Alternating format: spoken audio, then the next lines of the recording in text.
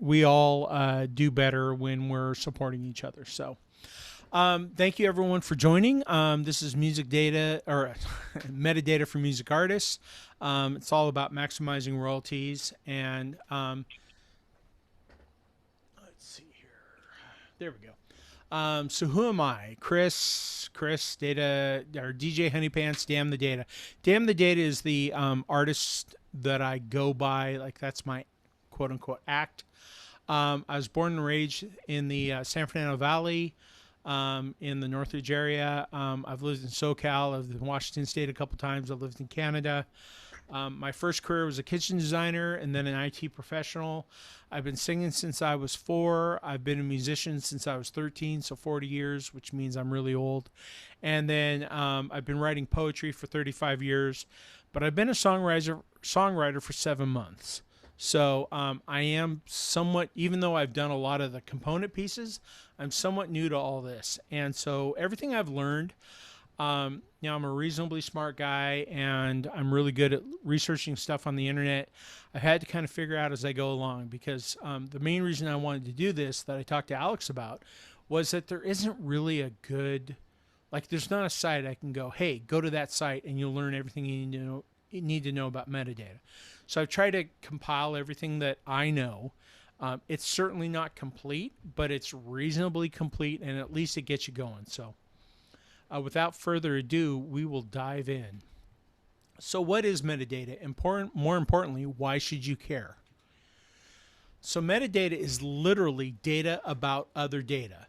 So it's a list of attributes or facts describing something. So metadata for you would be your hair color, what instrument do you play, your favorite artist. And in data science, which is actually a field I work in, and data analysis, it's a critical element because you have to know what your data is before you could do things like join your data with other data, et cetera, et cetera. So metadata is, in general, it's a pretty critical piece of any type of digital file. So what is metadata? So this is a cat picture. And in this cat picture, to the right is a list of attributes describing something. In this case, the file name, the author, the date, the file, camera, blah, blah, blah, even down to the location. It could be something about the subject matter. You could say a piece of metadata could be, this is about a gray and white fluffy cat. That's all metadata about the data, which is the picture. So to tie it closer to what we do, let's take a look at a book. So the data within the book is the information within the pages. Each book has several standard types of metadata, both in the covers and inside, and this includes a title, publisher name, author name, copyright details, description on the back, table of contents, index, page numbers. These are all data about the data, which is the actual content in the book. So when we look at music, metadata is data describing the content of your music. And by the way, anyone has questions, I mean, we have a Q&A session at the end. Please feel free to stop me. This is a conversation, and I'm happy to to elaborate on anything. Oop, wrong way. So what is music metadata?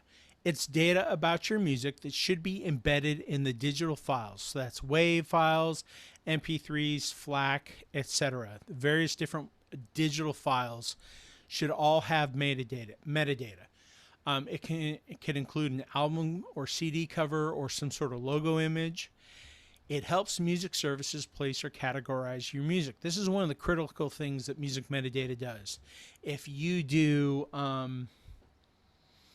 I don't know, neo-Americana punk, then you don't want your music placed in easily listening or rap, right? You want your music placed in the genre that you do. Music metadata is how that happens. It can provide your listeners that listen to your music online or the radio with more information about your song. What that means is, let's say, I mean, how many times, these days with the way radio's in your car, you're listening to a song, you look down, it says, oh, hey, this is Under the Bridge by Red Hot Chili Peppers. That's music metadata in action. And then most importantly, metadata makes sure that you and your collaborators get paid when your music is used elsewhere. And I think that's really what we're here to talk about. So more on what is music metadata. So key pieces of music metadata, and we're going to get into some of these in a little more detail, but basically the song title, the genre, the subgenre if appropriate, artist name, any featured artists, additional contributors, album name, description and comments. And this is a key, the description and comments is a key place for keywords. So if you've ever done any web work, you know that keywords are really important to identify your website in search engines. It's the same thing for music. The description and comments are one of the places, and the genre and subgenre are the other place where you can get key descriptors for your music. And this is really important when you're on Spotify, Apple Music, Amazon Music, whatever. The keywords that you have in there are how people will find your music. So if I'm searching for industrial music from Seattle, that's how we'll find my music, because that's what I do. In addition, there's explicit content. There's a tag for that. There's a tag for lyrics language. Those two pieces, and we'll talk about the ISRC in a second. Those are pieces that actually, in my case, get assigned by my distributor, which is DistroKid. So I don't worry about those in my metadata. But if you're doing your own, or if you're working with a record company, you will want to make sure that information is contained in your recording. Your recording, and then this is the single most important bit, other than the title and the artist name. The business info is critical to your song. So it talks about the composer or composers, the publisher, and you could potentially, if there's a lyric publisher that's different, you could list that as well. Engineer, producer, who owns any specific copyrights, the master recording owner, and the composition owner. Now, when you're your own independent artist, chances are you will really only worry about the composer information.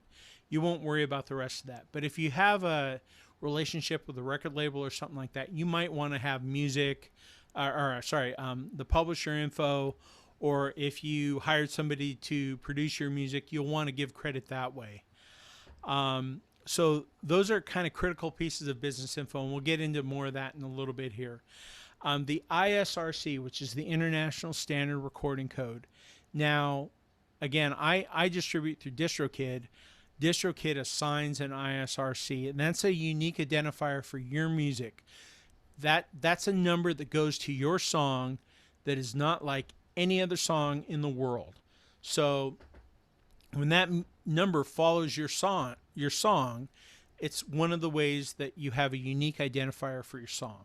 So in my case, DistroKid assigns that automatically when I publish a song, so I'm good to go. Your record company may do that separately if you have a relationship with a record company. I'm not saying either one's better. This is the way I do it. And then finally, cover art. And cover art is really cool because, you know, if you've ever listened to stuff on iTunes or whatever, cover art will tell you, it'll be your cover or your logo or whatever. It's just an additional nice piece of information to help your branding. And I've got a source for more information about all of this here at the end.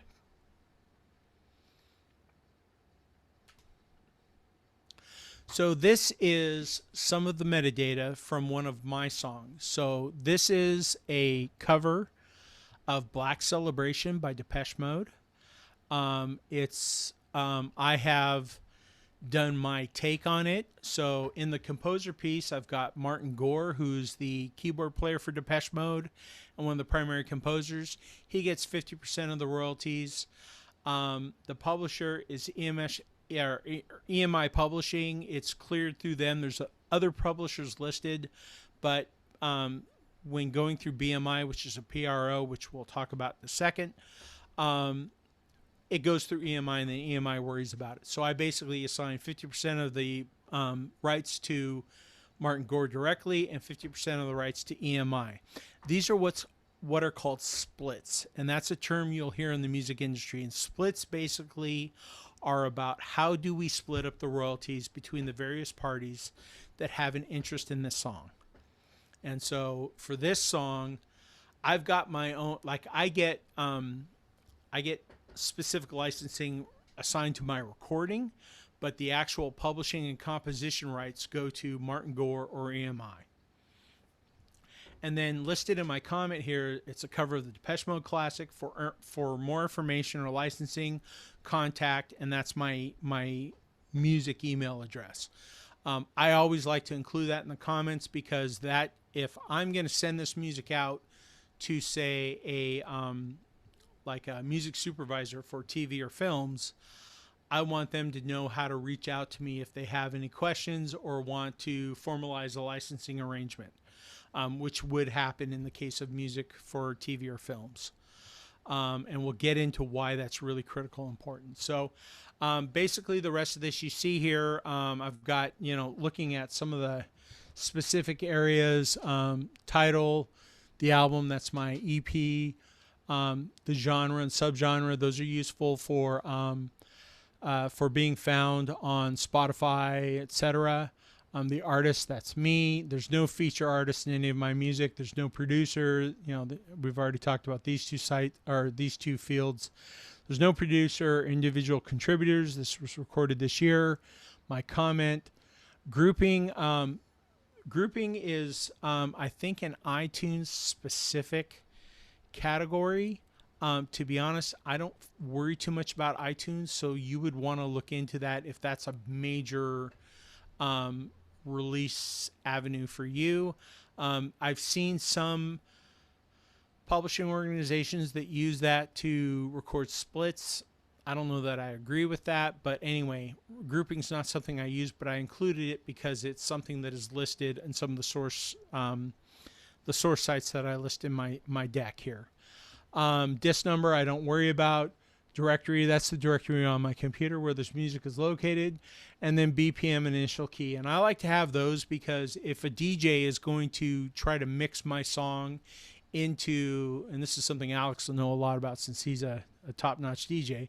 If a DJ is going to mix my music into something else, I want that DJ to know what the BPM is and what the key is so they can adjust accordingly.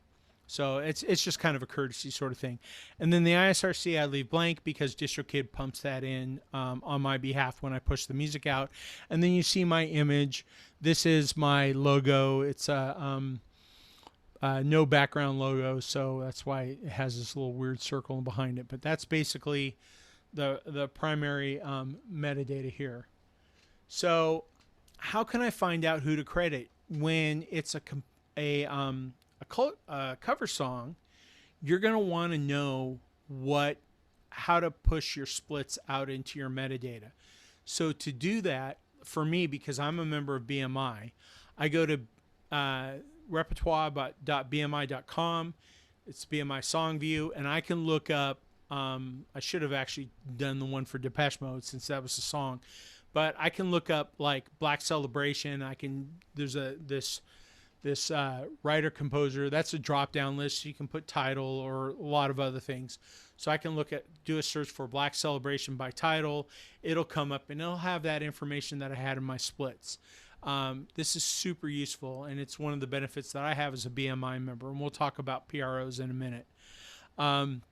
So this is a way you can find if you do a cover song, who do you credit? Now, if it's an original piece of music, you don't even have to worry about it.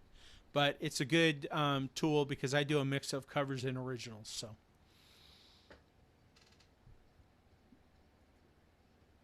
So this is one of my original songs, and I put this to show you the difference between a cover and original.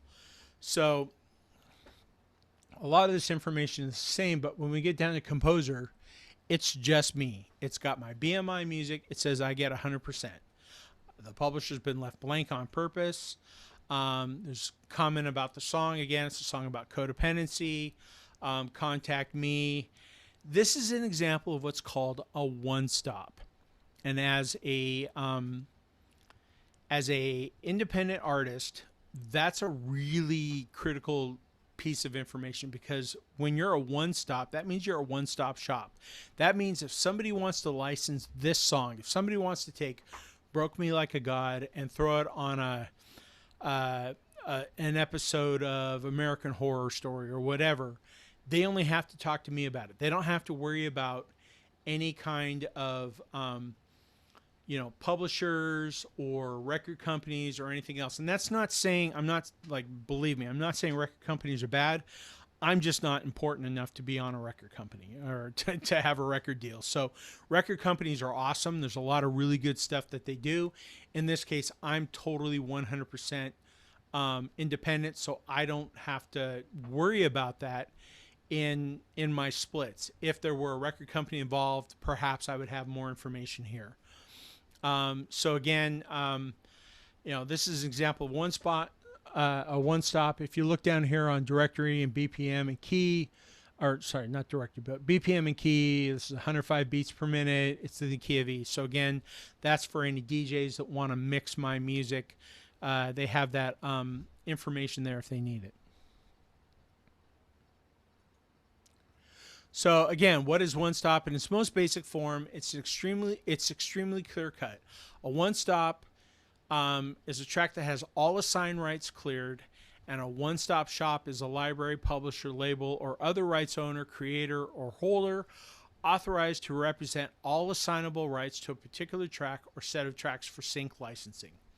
So all that means that for a one stop, if a music supervisor is looking at my music and wants to use it in a show, they only have to talk to me. They don't have to worry about clearing rights with anybody else. And that's not necessarily better than having to clear rights. That's one of the reasons why we do really solid metadata. The point is that when a music and this is really, I want to stop for a second. This is a super critical point. A music supervisor is not going to look at your music if the rights are not clearly delineated in your metadata. So if you don't have a really clear representation of who owns what, and we'll get into a little bit on the different types of licensing, but if you don't have that clearly enumerated in your metadata, they're not even going to bother. And the reason for that is, let's say you're, Bob's Music Licensing, and you're doing the music for the new Spider-Man series, whatever. It is not worth it legally for you to, as much as you may love a song, if that song has ambiguous rights, meaning it's not really clear who owns what for that song,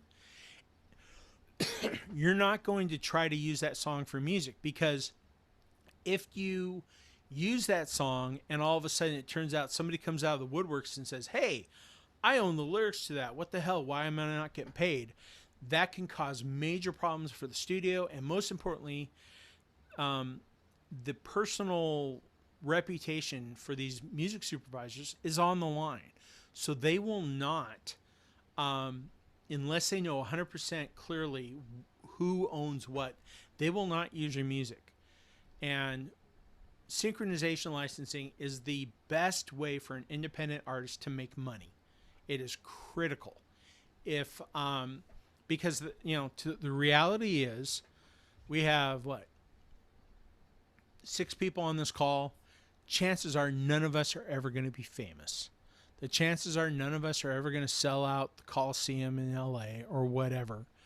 Chances are, if any of us are going to make music or are going to make money for our music, it's going to be through synchronization rights or through slogging it out in clubs or whatever. But really, sync rights are the number one way that independent musicians make money.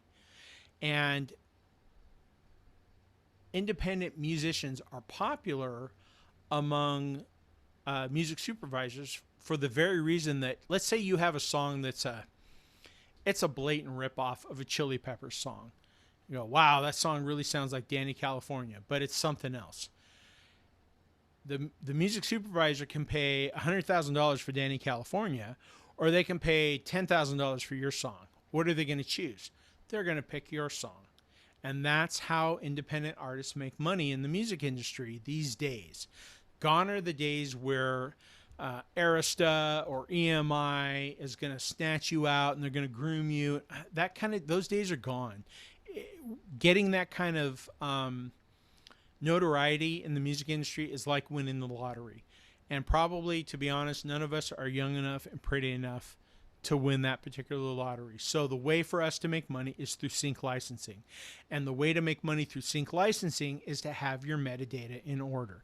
And that's one of the reasons I've really stressed this, because I want all of us to make a shit ton of money. And yeah, all right, maybe you're not going to make millions, but you could make hundreds of thousands or even tens of thousands. Maybe it's a nice side hustle, whatever. There's money to be made.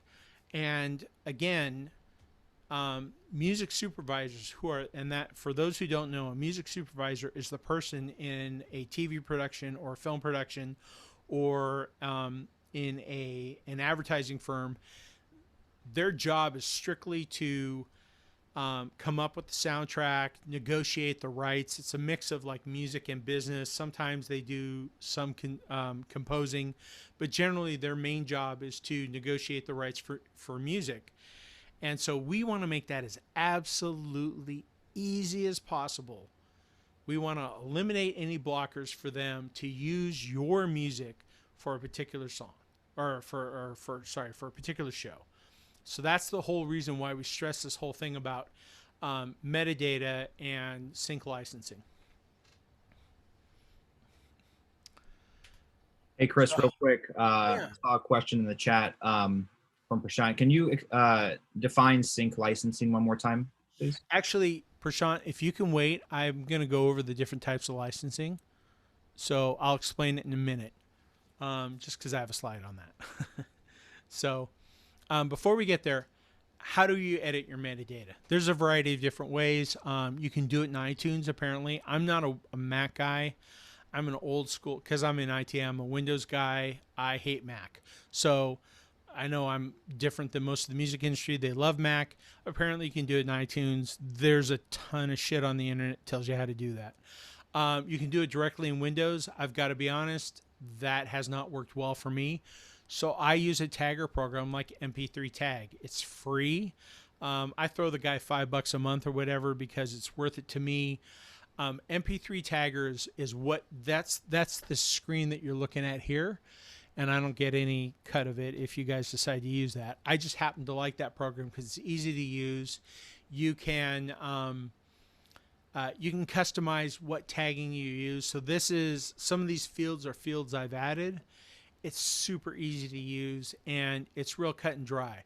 I keep like a sticky note on my laptop, not a real sticky note, but a computer sticky note on my laptop or on my desktop of my comment information and my basic composer information. So my BMI number, and I just copy and paste that and then I type out the rest of the stuff. It takes me about 5 minutes max.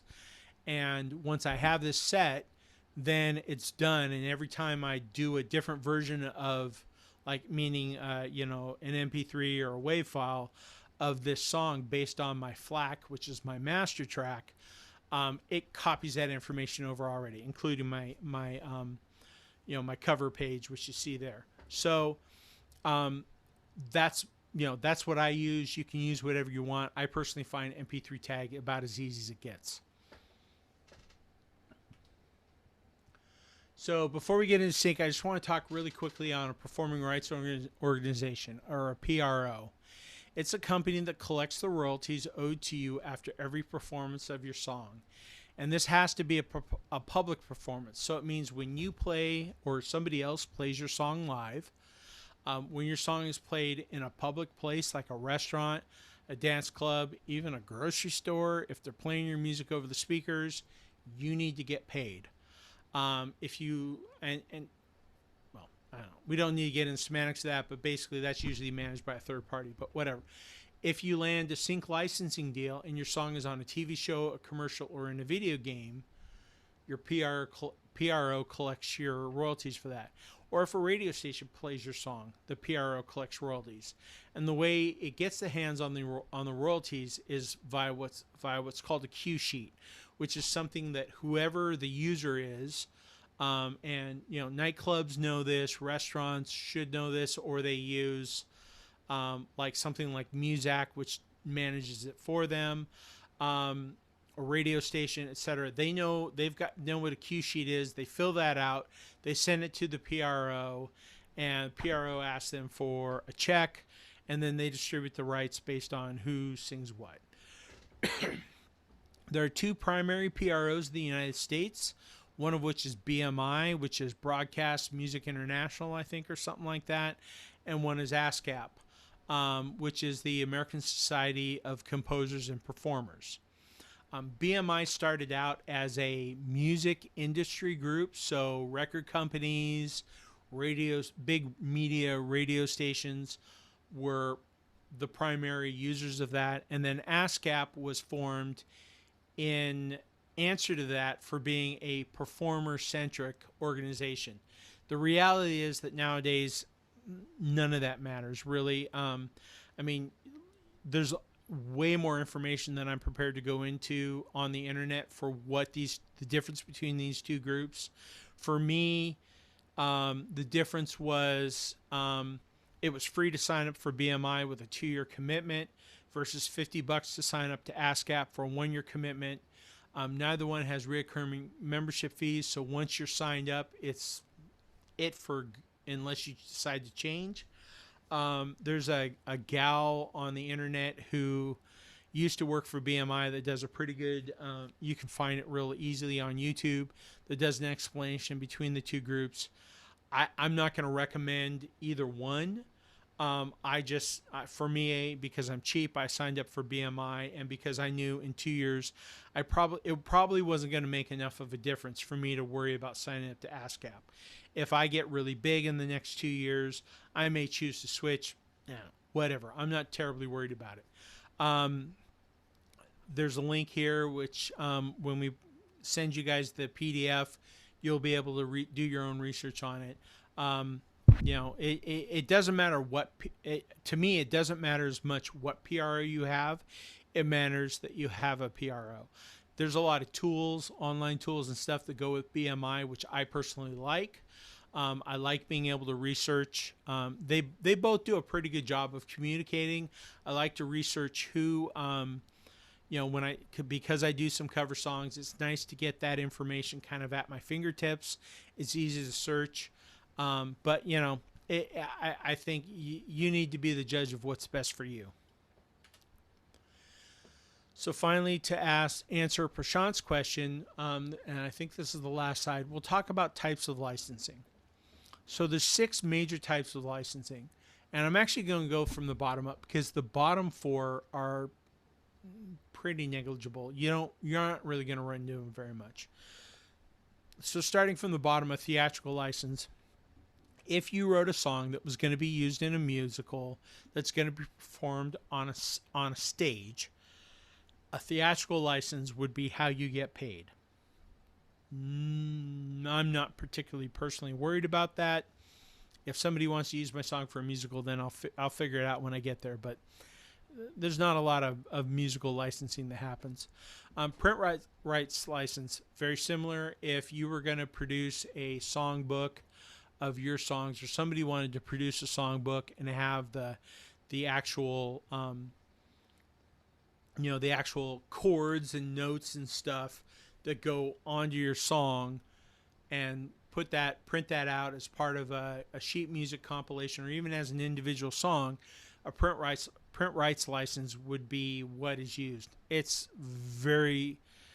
the days of a lot of money being generated by that are gone. There's not a lot of use of print rights, especially with the internet, but there's so much crap you can get for free, even if it's not legal.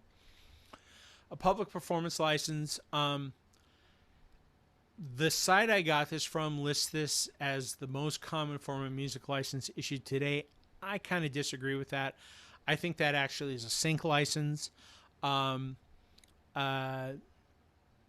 It applies generally to any broadcast of an artist's work, so music in a store, jukeboxes, or any kind of public performance, all the way up to concerts.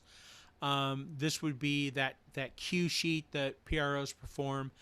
I guess that's how that would get paid out. But generally speaking, with the rise of Spotify and iTunes and Tidal,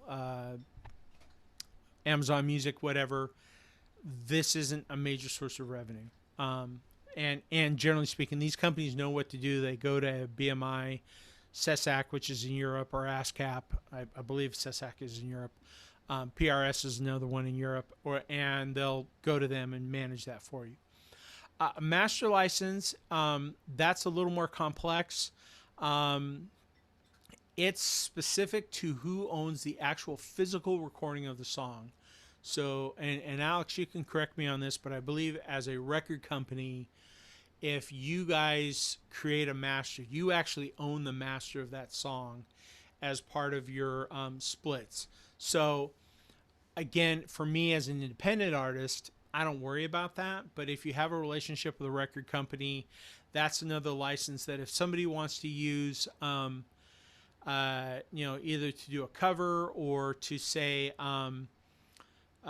put your song on a compilation, the master license is how it was one of the ways they do that. Now, a mechanical license, this is really mainly important if you're doing a cover song. If you're doing a cover song, a mechanical license is what you get in order to reproduce the song on, not reproduce the original, but reproduce your version of the song in a way that somebody can pay you for it. So whether it's a digital download, it's a CD, a video cassette, whatever. The mechanical license is how that licensing is managed. Now, there's a lot of places on the internet. So, like, for example, I need to negotiate the rights for Black Celebration and for I Feel Loved by Donna Summer. Those are two covers that I do. I need to negotiate the rights in order for me to release those songs as part of my EP. I'm trying to decide whether or not I want to do that. If I do that, there's companies like, I think it's Easy Song or something like that is one of them, where you can go, you pay them about 20 or 30 bucks.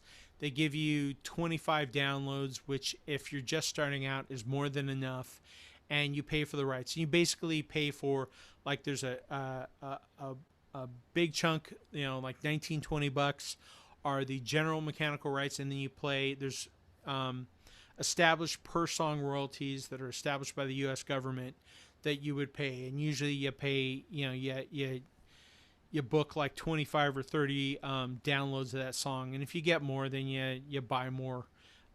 That's not really super critical, though, to be honest. It's only applies for a cover song and a cover song where you're gonna make money off of it.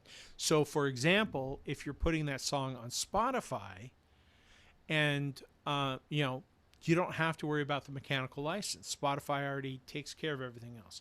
If you're doing it on Apple Music, you only have to worry if someone actually pays the 99 cents for the download. If somebody just streams it, it isn't the same. You don't need the mechanical license.